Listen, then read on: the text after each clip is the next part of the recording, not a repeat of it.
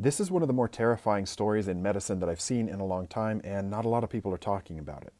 In the recent Food and Drug Cosmetic Act amendment that was in the omnibus spending bill passed by Congress, the FDA has now been granted permission to limit the use of off-label medications for certain conditions. Let me explain what this means. When a new drug is approved, it's approved for a specific indication, but in the past it's always been up to the discretion of the doctor and their patient with that relationship to determine if that drug could be safely used for other things.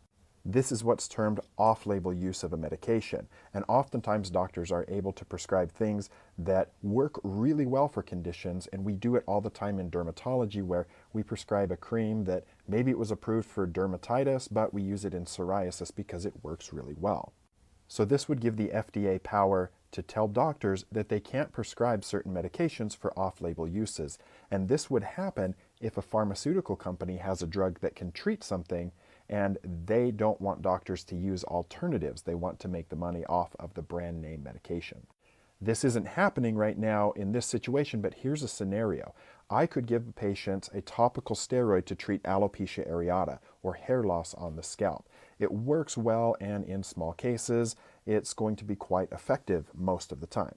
However, there's a new drug on the market that is approved to treat alopecia areata, and it's in this class of medications called JAK inhibitors. It's a pill you take, but you have to be careful who you use it with because it does have the potential for certain side effects, some of them quite serious.